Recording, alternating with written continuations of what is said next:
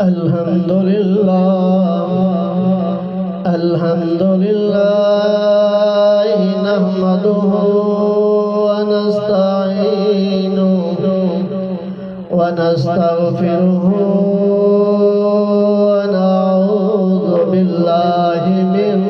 شرور أنفسنا ومن سيئات أعمالنا من يهده الله فلا مضل له ومن يضلله فلا هادي له ونشهد أن لا إله إلا الله وحده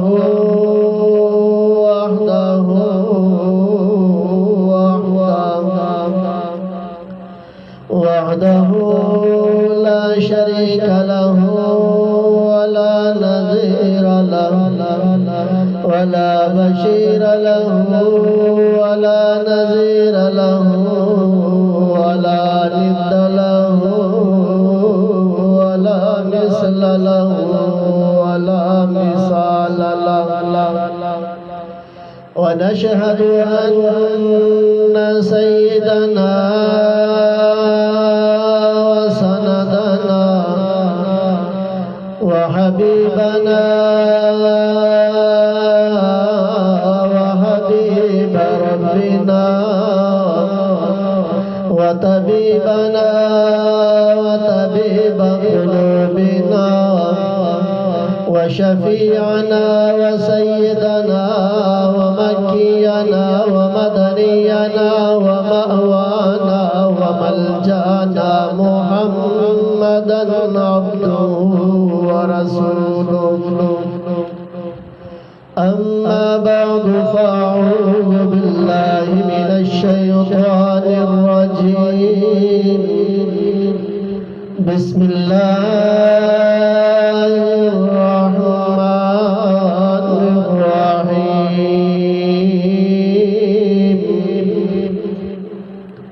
يا أيها الذين آمنوا اتقوا الله آمنت بالله صدق الله العظيم وصدق رسوله النبي الكريم الأمين ونحن على ذلك من الشاهدين والشاكرين والحمد لله رب العالمين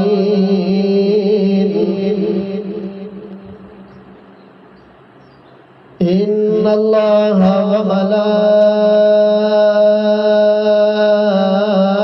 وملائكته يصلون على النبي يا أيها الذين آمنوا صلوا عليه وسلموا تسليما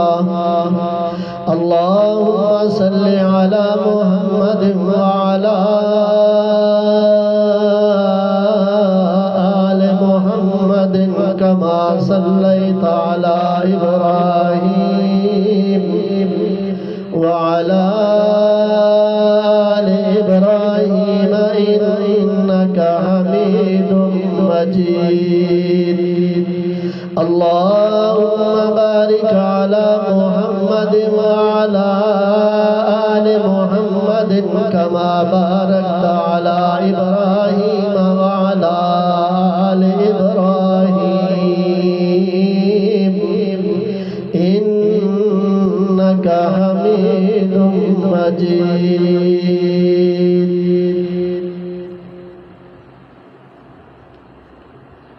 वाजिब एहतराम बुजुर्गों और दोस्तों, अल्लाह रब्बुल इज्जत ने कुरान पाक के अंदर इरशाद फरमाया, या अय्युहल्लज़ीना आमनुत्तकुल्लाह। अल्लाह रब्बुल इज्जत ने ईमान वालों को मुखातिब किया है,